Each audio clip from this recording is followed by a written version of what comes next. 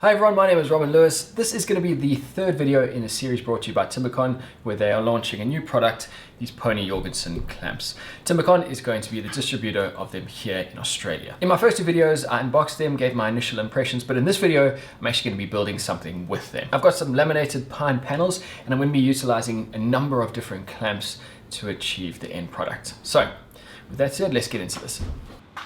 The first job was to cut the panels down into the sizes that I needed. Most of them were at 45 degrees.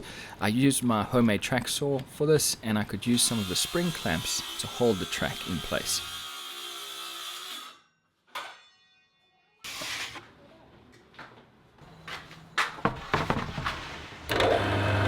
The chest was going to have a center divider, so I drilled the holes for the dowel joinery next. Using some center finders, I could mark the opposing holes where I needed to drill, and I used this piece of steel, this square tube, to make sure that the panel came down exactly where I wanted it.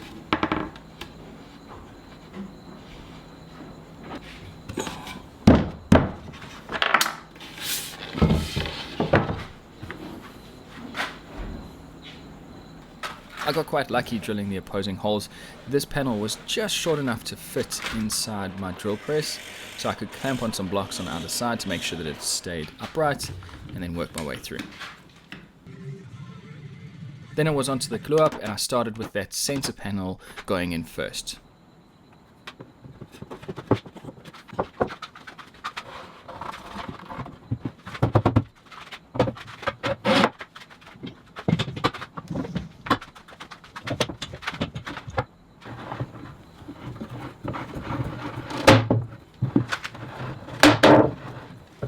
It's the next day, the glue's dried, but I didn't get to this in the glue up process yesterday because these glue ups can be a bit stressful. But what's going on here is I've got clamping pressure at the top and bottom, but I also want to make sure that the center of this panel is forced in as well. So taking a piece of timber, preferably something soft and flexible, and putting in something raised on the inside, that just ensures that the middle of that panel on the inside is squeezed in as well. Next up, I'm gluing in the two side panels, and because they are mitered edges, the easiest way to clamp this in place is by using one of these. This is a band clamp. I've had a go with this already a couple times. It works really well, but I will say the mechanism for feeding the strap through the clutch can be a bit fiddly. So if you are going to go with one of these, I'd recommend feeding it through once and leaving it that way. You can roll it up like this, and then if you ever need to use it, you simply undo the ratchet, pull it open and drop it over the piece. That way you're not having to try and feed it through every time. These band clamps come with 4 of these corner pieces, and that's really where the magic happens. That will allow the strap to run through and tighten up all 4 corners at the same time with the same force.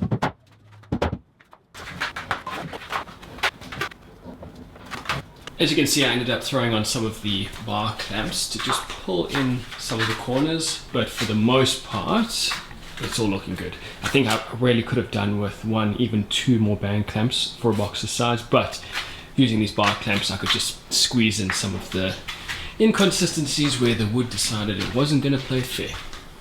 For the bottom, I wasn't worried about any fancy floating panels. I'm simply screwing and gluing a piece of 12mm plywood. This bottom panel is going to be sitting flush on another surface, so it doesn't need to take too much weight.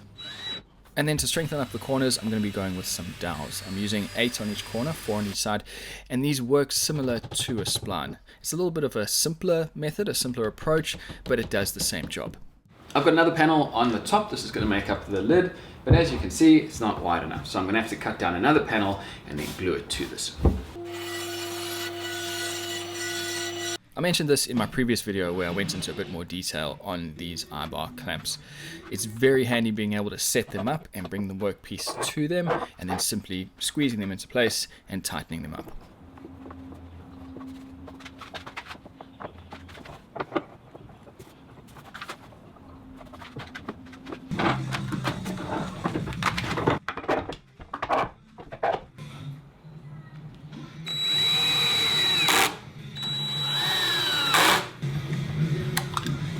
In my first video where I unboxed the clamps, I talked about where you might need a one-handed operation, and here is a perfect example.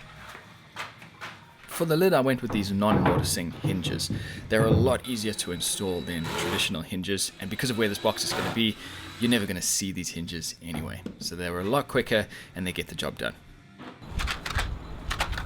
I added this lip all the way around the lid, so this is going to cover the gap between the lid and the box. That way, if there's any discrepancies and the gap isn't perfect all the way around, this is going to cover it.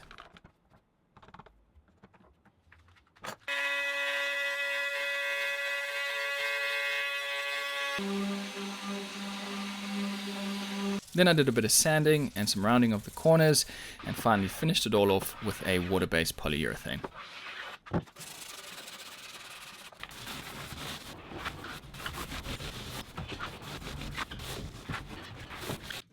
The last thing was to add these two pieces. They're going to stop the lid from warping or twisting. The middle screw was in tight, but the two outer screws had a bit of wiggle room, so the lid can still expand and contract with the seasons.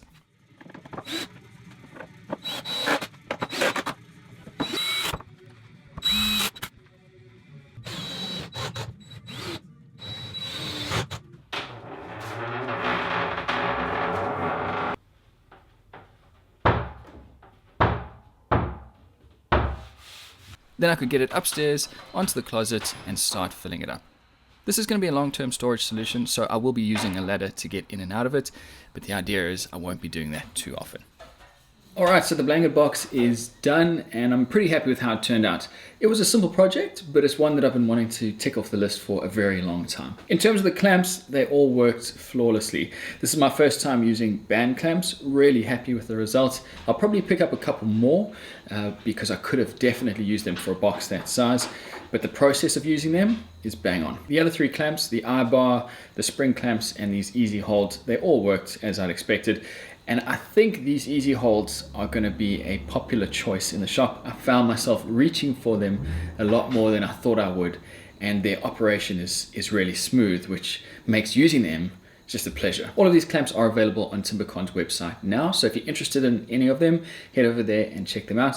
And I want to say a very big thank you to TimberCon for giving me the opportunity to show these to you. I'm really impressed, and I'm going to be using these probably on every build going forward. So thank you again for watching. My name is Robin Lewis. Take care and have a great day.